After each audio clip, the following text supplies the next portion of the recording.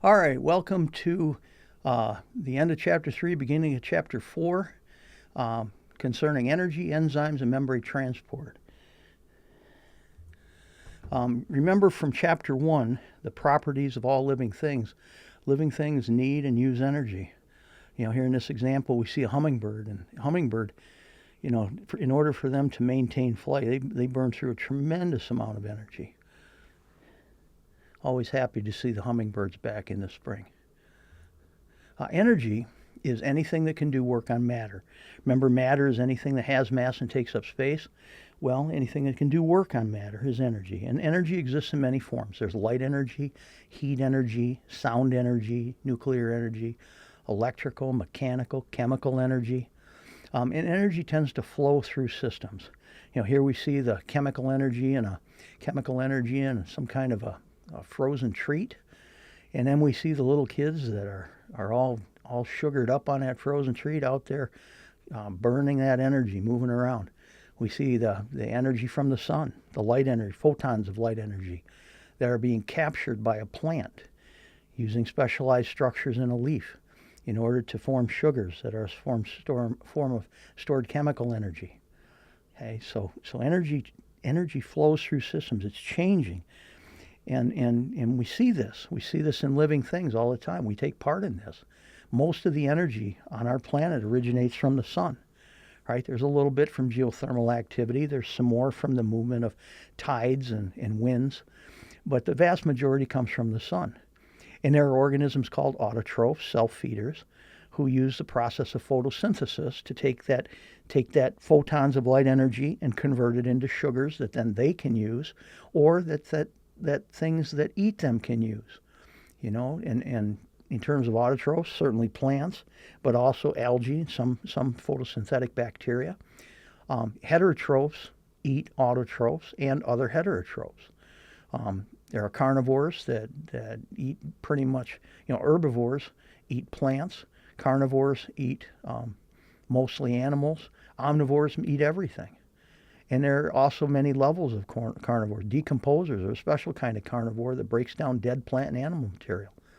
Many microscopic consumers are decomposers and eat the decomposers. Think about the protozoans. And you'll see this when we look at our pond water samples later, but you'll see microscopic protozoans swimming around that are eating bacteria and fungi that are breaking down dead things in the water. So it's, the interaction of living organisms in terms of how energy flows through our ecosystem is very complex. It's really kind of interesting to follow. When we study energy, we call it thermodynamics. And there are two laws of thermodynamics that we want to focus on in Bio 100. The first law of thermodynamics says energy cannot be created or destroyed, but it can be converted from one form to another and transferred between objects or systems. All right, you think about when you burn gas in your car. The gas is a form of chemical energy. And then when you burn it, you turn that into the mechanical energy of the car moving. And the heat energy that's being released from the car. The exhaust is very hot. You can't touch the engine when the car's been running for a while, or even the hood. It's too hot. In the winter, we can use that excess heat energy to warm the car. But they're all different forms of energy, and we're converting them from one to the other, but we can't make or destroy energy. The second law of thermodynamics says that energy tends to disperse spontaneously. Now, you've probably heard the term entropy before. Entropy refers to matter wanting to achieve a state of randomness, not to be organized. All right, you think about the building that you're in, the building wherever you are. 1,000 years from now, that building's not going to look anything like it does right now. It could be because humans tear it down to make room for something else. But if humans were just suddenly not here, it wouldn't be very long before the roof would fail and moisture would get into the building. And then once that happens, anything that can be broken down by decomposers is going to be broken down. Other things are going to start to weather, especially in northern climates like Michigan, where we have freeze and thaw. Water's going to get into cracks and then freeze and cause things to spread out and encourage the breakdown. Metals are going to rust and corrode, and in 1,000 years, nothing's going to be left. And that's entropy for matter. When energy breaks down from a more ordered to a less ordered form, we call that enthalpy. And every time there's an energy transfer, some energy is going to be converted to heat energy. Heat energy is the least ordered form of energy. And all heat energy will ultimately dissipate into the universe. Okay, so most energy comes from the sun or is stored within the core of the earth, and eventually it's going to dissipate away into the rest of the universe. That's the second law of thermodynamics. And so you need to know these two laws, be able to understand how they're similar but how they're different. If we take all the different forms of energy, we can lump those into one of two categories. Either they're potential energy or they're kinetic energy. Potential energy is energy that's stored. It's not currently doing work on matter, but it could. It could do work on matter. Think of the gas that's in the tank of the car when the car's not driving, right? That gas in the tank is stored chemical energy, potential energy. It could make the car run, but it isn't. Now you turn the car on, you start driving, you start burning some of that gas to make the car move. Now it's kinetic, the energy of motion. That energy is doing work on matter, right? If we lift a weight, we're adding energy to the weight by its position, moving it up. When we let go, that weight's going to fall, and it can do work on whatever it hits. Okay, so that's how a pile driver works. That's how a hammer works. That's how a fence post driver works. You know, we can give more potential energy, we can drop it and let it go. So kinetic energy, doing work on matter, energy in motion, potential energy, stored energy, not doing work on matter. You know, here's a dam holding water back. That water that's building up behind the dam is developing potential energy. If we let it now go out through a pathway where a turbine is, and now it can spin, now we're turning that potential energy into kinetic energy, which now we can use to generate electricity. Electricity running through the lines is kinetic energy. Okay, electricity stored in a battery is potential energy. Once we put the battery in a flashlight, we turn it on to release that energy to shine the light. Now we've turned it into kinetic energy again. Okay, so be sure you can identify an example of potential and kinetic energy and explain how the two are different from each other. So this example, is this an example of potential or kinetic energy?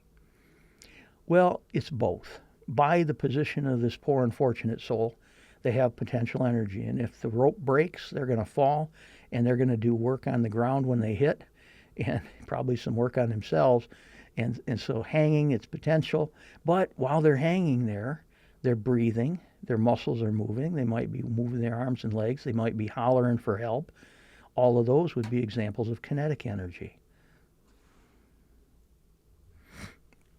A chemical reaction is the process of a chemical change.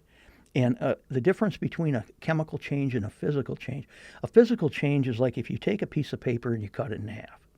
Okay, you cut it into two pieces, but you didn't change its composition. You didn't change any of the bonds that make it paper. A chemical change changes the bonds. So now let's burn the paper. In the process of burning the paper, we convert the paper to carbon dioxide and water vapor. Now it's a chemical change. So chemical changes change bonding patterns. Physical changes just make something bigger or smaller. A reactant is something that enters a reaction. And a product is what you have at the end. And the arrow in a reaction points to the products. Okay, so that's how you always know what the products are. If we look at the metabolism of a cell, of an organism, of a population, the sum total of all energy that's used in every chemical reaction in whatever we're measuring, like a cell or an organ, that's the metabolism. Now, sometimes those chemical reactions are catabolic, or I believe your book says exothermic. And these are reactions that are releasing energy. They're breaking chemical bonds. They're making big things smaller. They're releasing energy. Anabolic reactions, your book calls them endergonic reactions, are where we're building bonds. We're putting smaller things together to make something bigger. So when your cells are building proteins or building nucleic acids or making new membrane or new organelles, those are anabolic activities. When your cells are breaking down the nutrients that the cell is taking in, to generate energy that can allow the cell to function, those are catabolic reactions. Now, an organism has a basal metabolic rate, okay, and you have a basal metabolic rate. This is the amount of energy that you need in a day just to survive. And then you can adjust your basal metabolic rate depending on your activity. Well, whether you're highly active or not very highly active or maybe inactive, the calculator do it. So you can click on this link, and I think you control and click on it, and it'll take you to BMR calculator. You type in your gender, your age, your height, and your weight, and it'll identify how many calories you need in a day just to survive. And then if you want to gain weight, you need to take in more calories than that. If you want to lose weight, you got to take in less, or you got to burn up more. But you can calculate your basal metabolic rate. Catabolic reactions, again, called exergonic reactions. We're going to break bonds. Something bigger is going to get smaller, and we're going to have a net release of energy. This is what happens when you digest nutrients in the cell. Okay? You're releasing the energy that's stored in bonds. Anabolic reactions, endergonic reactions, build chemical bonds. Put small things together, make something bigger, need a net input of energy. So this is when you build molecules, organelles, cells, and tissue. These are all examples of anabolic reactions. So again, if we're comparing them, anabolic, putting small things together with an input energy to make something bigger. Catabolic, taking something bigger, breaking it into smaller pieces, releasing energy. All those put together is your basal metabolism. And when there's a change, typically it doesn't happen in one step. Typically there's a lot of small steps. It's like when you signed up to go to college, you didn't enroll in one class that met 5 days a week for 4 hours a day. And in 2 years, 2.5 years, you finish that class, you get a degree. Instead, there are a whole bunch of other classes that you take small, a little bit at a time. So you take your English class, your math class, you're in Bio 100. And over time, you add all those together and they slowly move you towards your degree. And metabolic pathways are like that. You don't just release all this energy in one time. We release it a little bit at a time. We don't just put it all together to build something big. We slowly build something bigger. Otherwise, all that excess energy coming in at one time would probably damage the cell. So that's the end of part one. In our next PowerPoint for this week, we're going to look at a focus on enzymes, the proteins that act as catalysts to control biochemical reactions.